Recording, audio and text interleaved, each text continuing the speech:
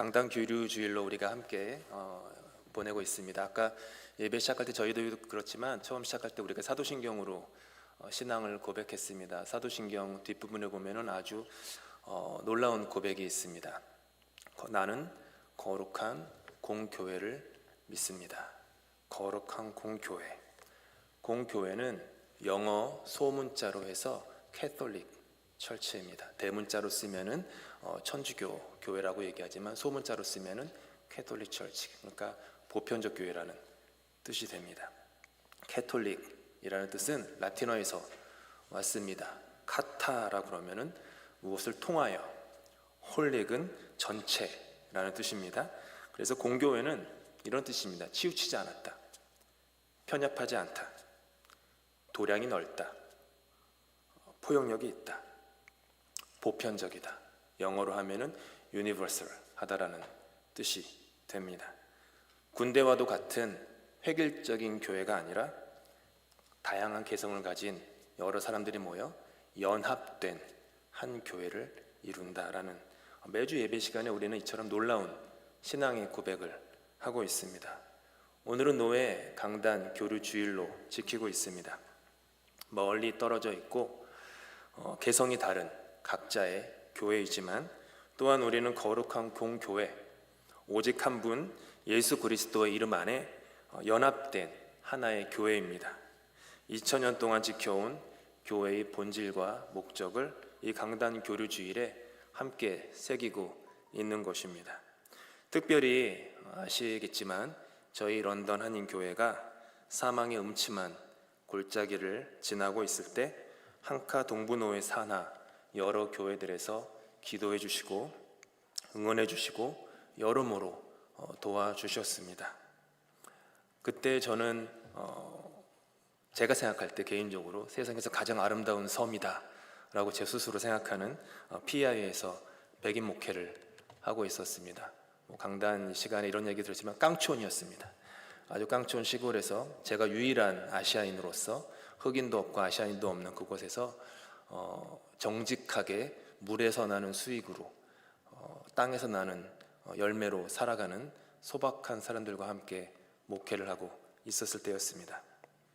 그렇게 런던의 교회가 어려웠을 때 교회를 찾아와서 상처 입은 교인들에게 가장 필요한 말씀을 전해주신 분이 또 고영민 목사님이셨습니다. 그리고 어려운 시기에 제가 지금 은퇴하시는 걸로 아는데 양우찬 장로님께서 임시 당회원으로 정말로 많은 수고와 도움을 주셨습니다. 다시 한번 이 자리를 빌어서 교회와 모든 목회팀과 또 장로님들께 감사를 드립니다. 또 이 본한인교회는 제가 또 그 전 소속이 또 한카 동부노회였기 때문에 자주 또 들렀었고, 또 저에게는 약간 한 걸음 건너뛰어서 인연이 있는 교회입니다. 제 동생이 이곳에서 목회를 했었습니다. 제 동생 손영환이라고 그러시나요? 이곳에서 이제 한 10년 전쯤인가요? 청년부 담당 목회를 했었죠. 당시 저는 이제 토론토 대학교 공부를 마치고 낙스칼리지 졸업하고 디모데 교회에서 목회를 하고 있을 때 가끔 이제 제가 토론토 대학교 에베네셀 캠퍼스 사역을 한 20년 좀 안 되게 사역을 했는데 그때 제자 학생들이 가끔 전화가 옵니다. 목사님 봤어요, 간사님 봤어요. 저는 한 번도 토론토 대학을 간 적이 없는데 제 동생을 본 겁니다. 그래가지고 저 봤다고 그럽니다. 그래서 아까도 전도사님께서 쪽 딱 보고 알아보시더라고요. 혹시 이러시면서 저는 그런 일을 워낙 자주 당해가지고 똑같이 생겼습니다. 똑같이 생겼고 똑같이 마르고 똑같이 키 크고 목소리도 비슷하다는 얘기는 제가 처음 들었지만 제 목소리가 조금 더 낮지만 그래도 똑같습니다. 동생이 이곳에서 귀한 돌봄 가운데 목회를 하다가 미국에서 공부를 마치고 지금은 워싱턴 시애틀에서 잘 목회하고 있습니다. 앞으로도 우리 같은 주님 안에서 공교회로서 지속적인 교류가 있기를 소망합니다. 인생은 여정입니다. 살아있다는 것은 움직인다는 것입니다. 죽은 것은 움직이는 법이 없습니다. 길가에 서 있는 나무가 가만히 서 있어도 살아있는 나무와 죽은 나무는 차이가 있습니다. 살아있는 나무는 그 안에 끊임없는 역동적인 물의 움직임이 있습니다. 죽은 나무는 그 안에 어떤 움직임도 없습니다. 인생은 여정입니다. 인생은 움직임입니다. 그런데 이런 인생의 여정에서 가장 먼 여행이 있습니다. 머리에서 가슴까지 내려가는 이 고작 30cm밖에 안 되는 이 거리, 이게 가장 긴 여행입니다. 머리로는 알겠는데 마음으로는 되지 않는 것, 들어서 알겠는데 도무지 마음이 돌아오지 않는 것, 참 먼 여행입니다. 교회 다니면서 가장 많이 들으시는 말이 사랑, 은혜, 구원, 이런 말일 것입니다. 사랑, 은혜, 구원, 이런 말들은 제가 그냥 제 마음에 맞게 번역을 하면 하나님이 나에게 친절하셨다라는 뜻입니다. 하나님 나를 사랑하셨다. 하나님 나에게 은혜를 베푸셨다. 하나님이 나에게 구원을 베푸셨다라는 것은 그 하나님이 주인 중에 괴수인 나에게 친절하셨다라는 뜻입니다. 그런데 그럼에도 불구하고 81억 인구 중에서 나 스스로에게 가장 불친절한 사람이 누구냐 하면 아이러니하게도 바로 나 자신입니다. 참 우리는 스스로에게 불친절합니다. 그토록 먼 30cm의 길인데 계속해서 우리는 내 마음에 드는 괜찮은 나를 찾아서 헤매입니다. 머리는 알겠는데 마음에는 울림이 없는 괜찮은 나를 찾기 위해, 괜찮은 내가 되기 위해 가정에서도 직장에서도 교회에서도 부단하게 노력하지만 돌고 돌아 결국 만나게 되는 것은 여전히 부족한 나입니다.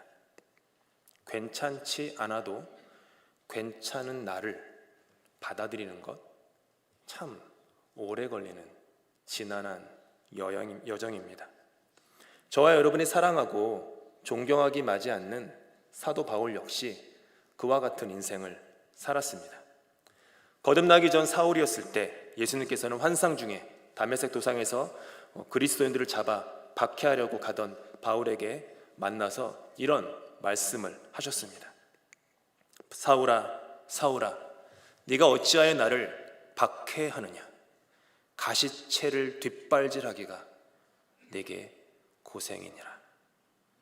가시채는 소를 밭에서 제 길로 가게끔 몰기 위해 끝이 뾰족한 막대기입니다. 그걸 가시채입니다. 소가 자꾸 제 길로 안 가는 거예요. 자꾸 엇나가니까 뒤에 있는 가시채가 소를 따끔따끔 찌르면서 제 길로, 맞는 길로, 옳은 길로 가게끔 인도하는 가시채죠.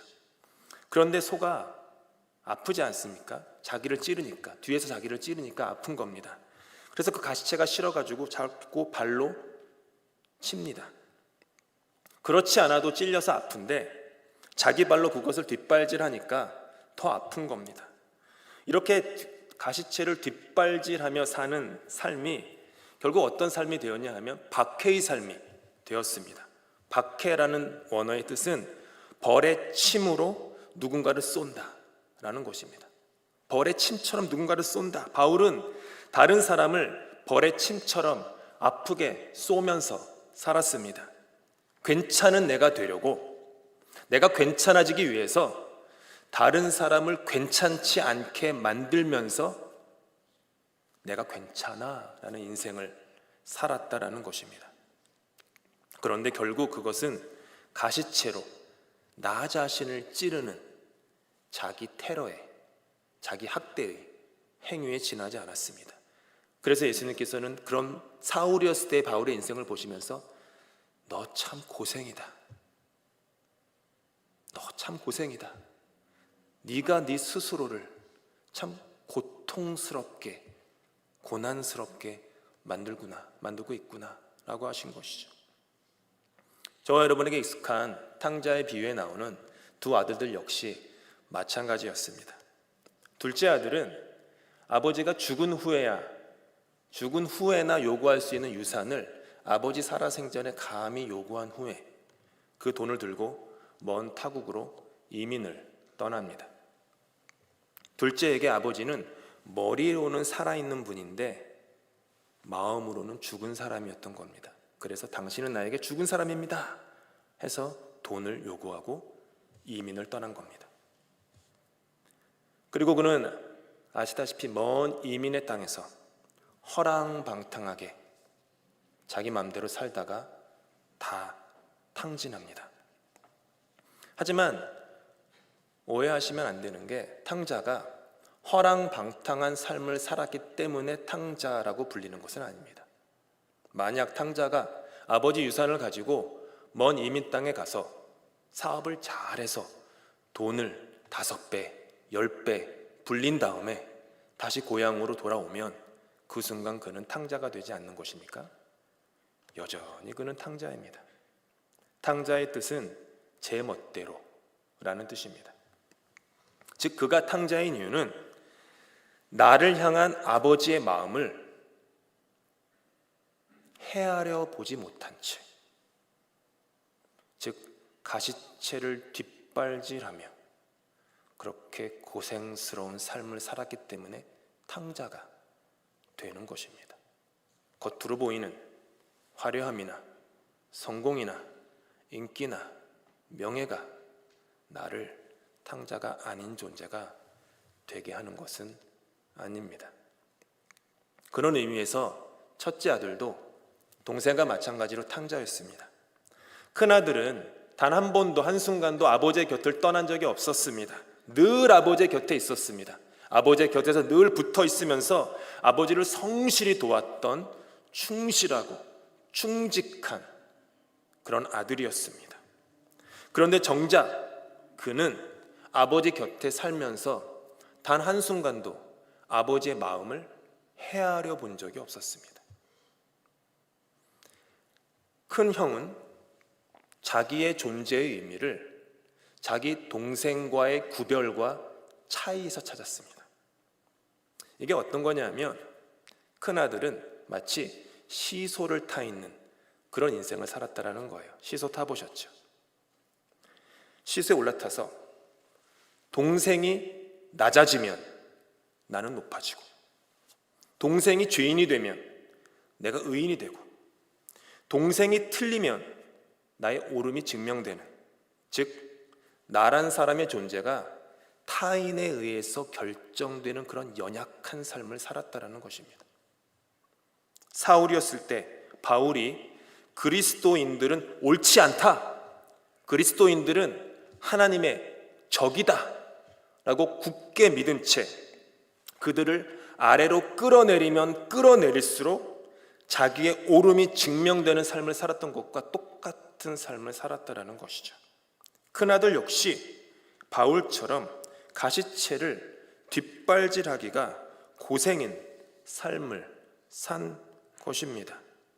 교회 다니시는 분들은 대부분 제가 볼 때는 둘째 아들처럼 사는 분들은 웬만해서는 없습니다. 근데 저희 교인도 그렇지만 저를 포함해서 대부분은 첫째 아들처럼 탕자입니다. 스스로 속입니다. 내가 목사고, 내가 장로고, 내가 교회 다닌 지 20년, 50년 됐고 모태신앙이고 늘 나는 이 교회라는 곳 안에서 충실하게, 충직하게, 성실하게 주일 성수하며 지냈기 때문에 나는 탕자가 아니야 라고 대부분 생각합니다. 근데 만약 그렇게 교회 문을 들락날락하면서 내가 어느 한순간도 하나님 아버지의 마음을 헤아려 본 적이 없이 살았다면 나는 아버지의 물리적으로 아버지와 같이 있지만 마음은 떨어져 있는 탕자입니다. 그랬던 큰 형이었기 때문에 아버지가 동생을 환영해서 잔치를 베풀자 마음의 상처를 받습니다. 동생이 돌아온 것이 그에게는 기쁨이 아니었습니다. 동생이 용서받는 것이 그에게는 감사가 아니었습니다. 동생이 망가지면 망가질수록 자신의 존재가 더욱 드러나기 때문입니다. 동생이 옳지 않은 사람이 될수록 내가 옳은 사람이 되고, 동생이 망할수록 나는 흥하고, 동생이 실패할수록 내가 남기로 선택한 나의 결정이 옳은 것으로 증명되기 때문입니다. 그렇게 큰 형은, 큰 아들은 비교와 경쟁 속에 가시채를 뒷발질하며 고생의 인생을 살고 있었습니다. 그리고 우리는 그런 아들들에게 찾아가는 아버지를 만납니다. 외경인 집회서에 보면 당시에 존경받는 어른은 옷차림과 걸음걸이로 그의 명예를 드러낸다라고 합니다. 한국 어르신들도 예전에는 절대로 뛰시는 법이 없죠. 옷차림도 이렇게 가지런히 합니다. 그랬건만 이 두 아들의 아버지는 체면 따위, 부끄러움 따위는 개의치 않고 아들에게 달려갑니다. 바람에 펄럭이는 치마로 인해 허벅지가, 속살이 다 보여도 개의치 않습니다. 그리고 마침내 둘째를 만난 아버지는 아들의 목을 안고 입을 맞춥니다. 잘 왔다, 잘 왔다, 웰컴 홈. 그리고 둘째에게 달려갔던 아버지는 첫째에게도 달려갑니다.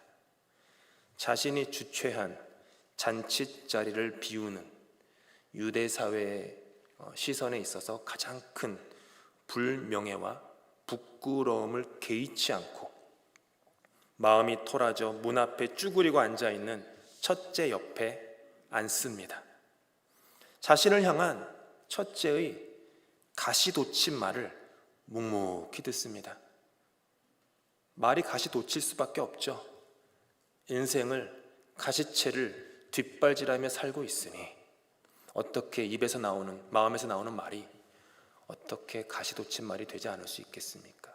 그래서 계속 아버지에게 가시돋친 말을 합니다. 아버지는 마음이 아픕니다. 가시채를 뒷발질하며 스스로의 인생을 고생스럽게 만드는 그 첫째의 모습이 너무 안타깝습니다. 첫째가 한참을 아버지에게 불만을 퍼붓다가 멈추니까 아버지가 아들을 바라보며 부드럽게 말합니다.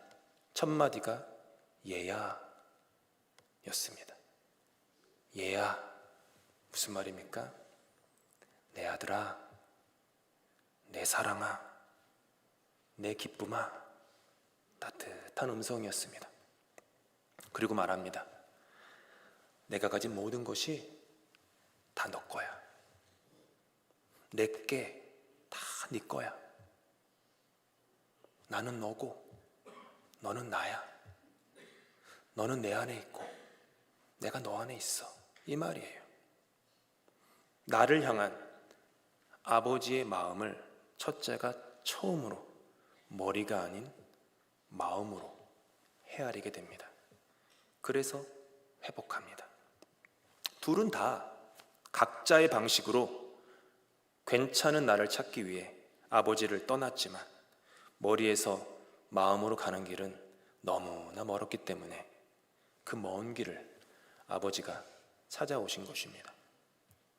그리고 예수님께서는 여러분이 첫째의 모습으로 인생을 사시건 둘째의 모습으로 인생을 사시건 쉬지 않고 여러분에게 달려오시는 분이십니다. 히브리서 말씀입니다. 믿음의 주요, 함께 읽을까요? 믿음의 주요, 또 온전하게 하시는 예수를 바라보자. 그는 그 앞에 있는 기쁨을 위하여 십자가를 참으사 부끄러움을 개의치 아니하시더니 하나님 보좌 우편에 앉으셨느니라. 부끄러움을 개의치 아니하시더니. 자기 앞에 있는 기쁨이 누구입니까? 나입니다. 여러분입니다.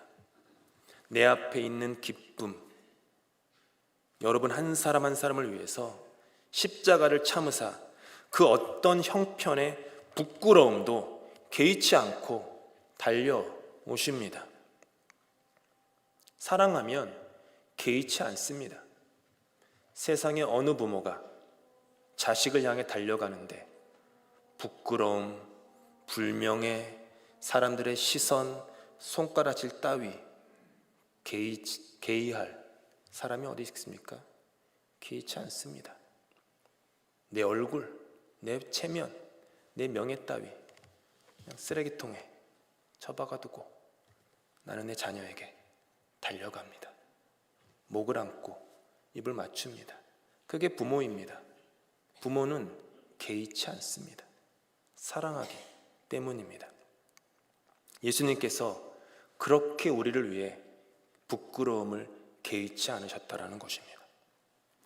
나의 어떠한 형편에도 우리 주님께서는 굴하지 않으시고, 나의 어떠한 형편에도 내가 푸른 초장을 거닐면서 주님을 찬양하는 참 좋은 상태일 때나, 사망의 음침한 골짜기에서 저 밑바닥에서 욕망과 욕심으로 뒤범벅돼서 돼지 쥐염 열매를 먹고 있는 그런 인생의 나락에 떨어져 있을 때에나 주님은 나의 어떠한 형편에도 등을 돌리지 않으시고, 그렇게 나의 어떠함도 개의치 않으시고 나에게 달려오신다라는 것입니다. 유대인의 성서 해석 중에 탈무드가 있습니다.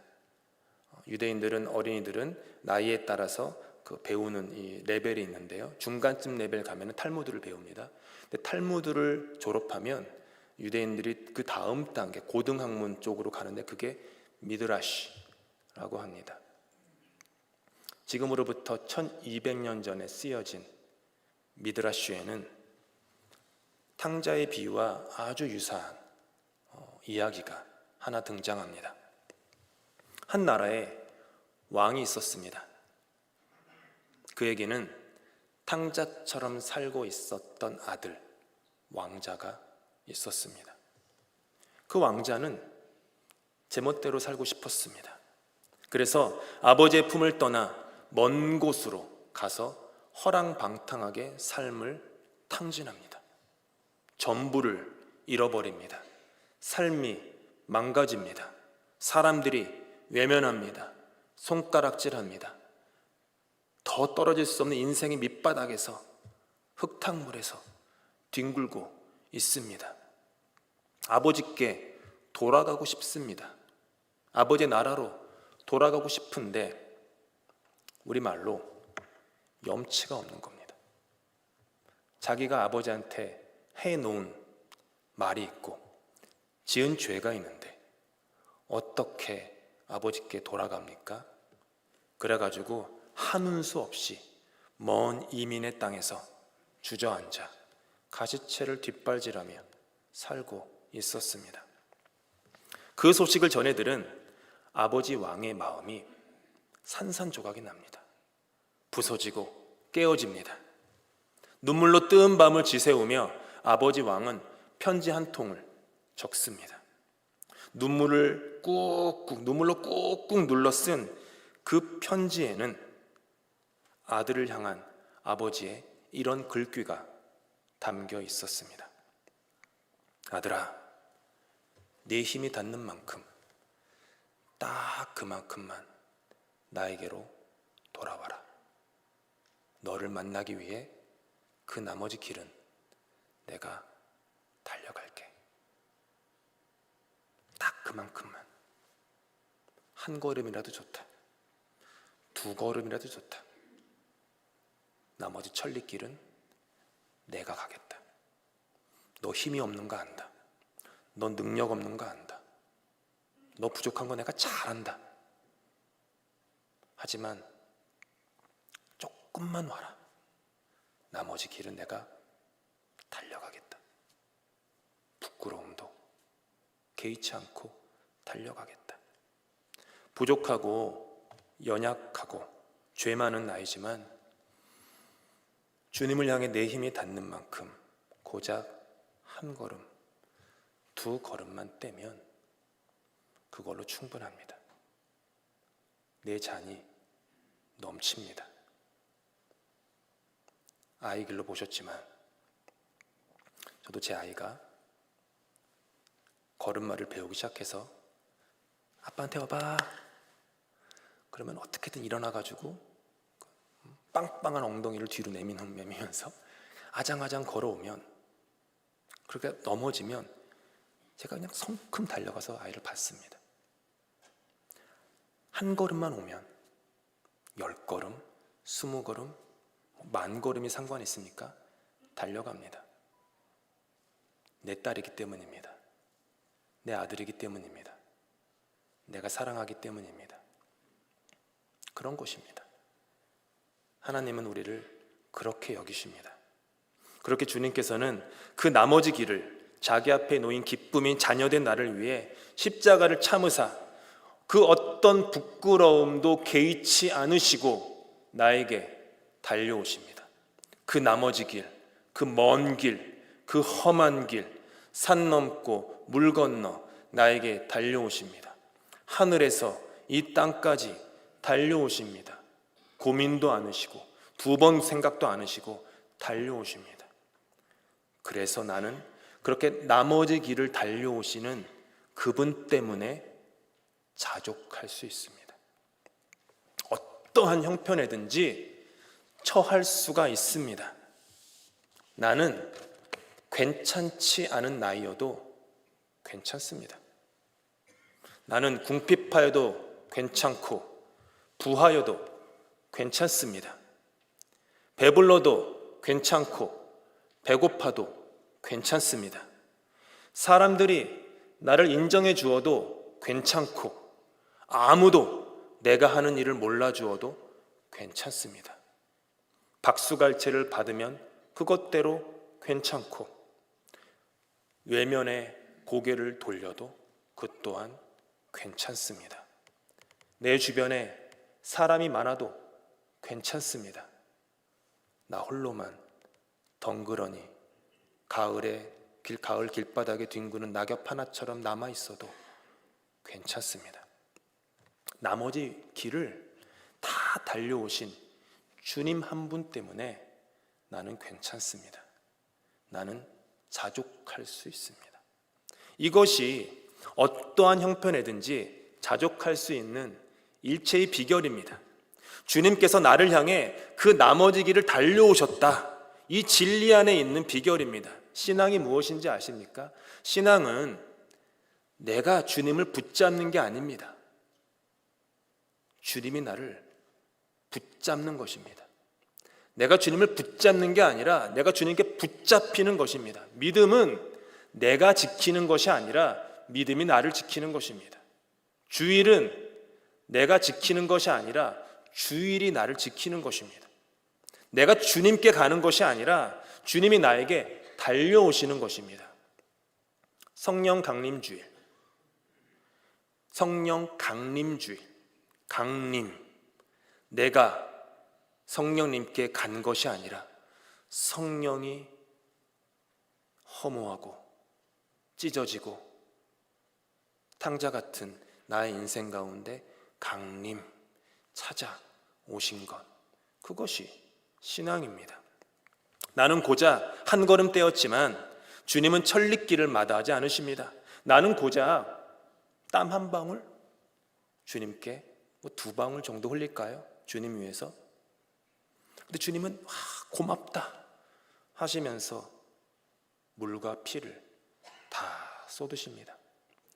내가 주님께 드리는 헌신과 열심이라고 해봤자 고작 빵 부스러기 밖에 되지 않는 것이지만 주님은 자기의 전부를 나를 위해 주십니다. 참 신앙은 주님을 만나기 위해 내가 달려간 그 걸음의 거리에 달려있는 것이 아니라 나를 위해 부끄러움을 개의치 않으시고 달려오신 주님의 걸음거리에 달려있는 것입니다. 나 때문에 내가 어떤 형편이든지 자족할 수 있는 일체의 비결을 배우는 게 아니라 그럼에도 불구하고 나를 붙잡고 계신 주님 때문에 나는 어떠한 형편에서든지 자족할 수 있는 일체의 비결을 거기서 배우는 것입니다.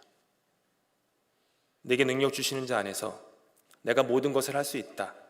이 말씀, 아마 교회 다니는 분들이 가장 오해하고 있는 말씀 중에 하나일 것입니다.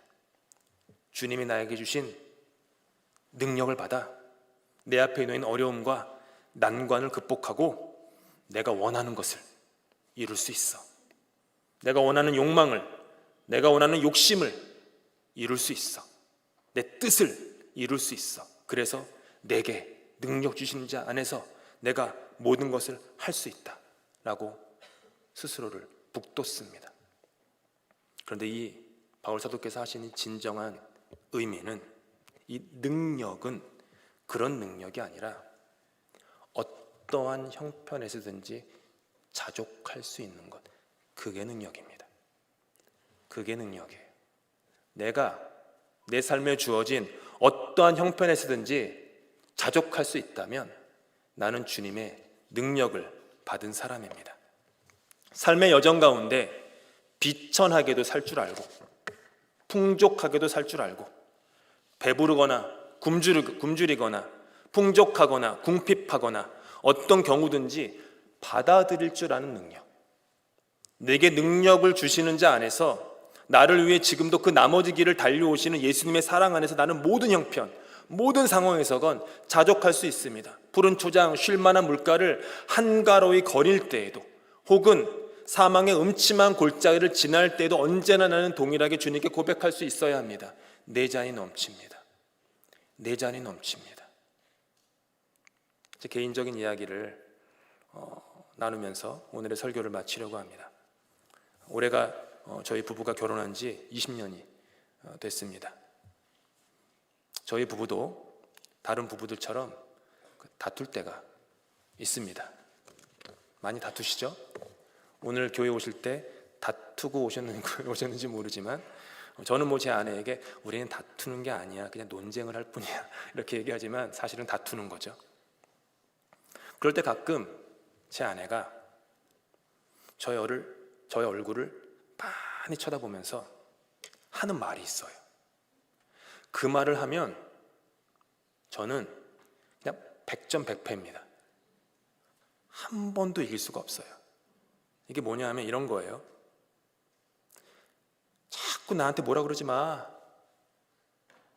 내가 누군지 알아? 내가 손동이 아내야. 손동이는 참고로 제 이름입니다.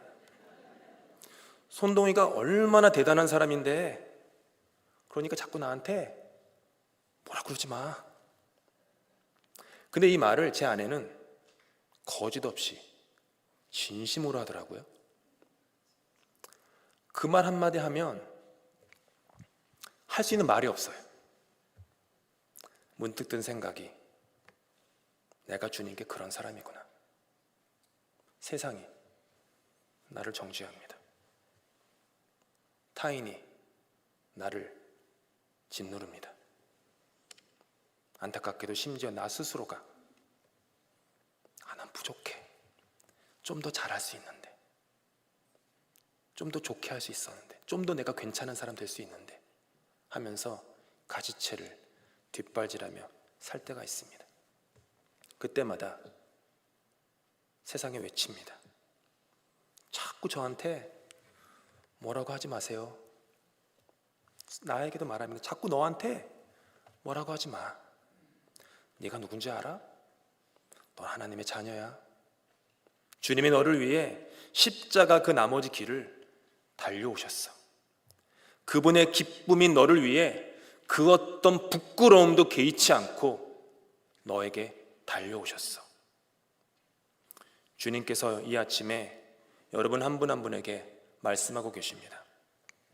내 딸아, 내 아들아, 네 힘이 닿는 만큼 딱 그만큼만 나에게로 돌아와라. 그러면 나는 너를 만나기 위해 그 어떤 형편도 개의치 않고 나머지 길을 너에게 달려가겠다. 사랑하는 성도 여러분, 어떠한 형편에도 굴하지 마십시오. 어떠한 형편에도 도망가지 마십시오.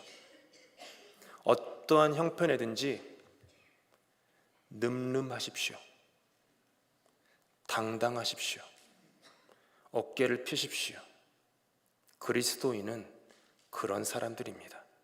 나 때문이 아니라 부족하고 연약한 나이지만 나를 위해 그 먼 길 달려오시는, 어떤 것도 개의치 않으시는 아버지 때문에 나는 늠름할 수 있고 당당할 수 있고 떳떳할 수 있습니다. 포기하지 않으시는 주님, 그래서 다시 한번 여러분을 축복합니다. 내게 능력 주시는 자 안에서 나는 모든 것을 할 수 있느니라. 기도하시겠습니다. 괜찮지 않아도 괜찮은 나를 주님의 십자가 사랑으로 인하여 배웁니다. 자식을 위해서라면 자기 앞에 놓인 그 어떤 부끄러움도 개의치 않고 구정물에라도 들어가는 부모처럼, 아니 그 부모보다 더한 사랑으로 죄인 중에 괴수였던 나를 위해 십자가를 지신 주님을 사랑합니다.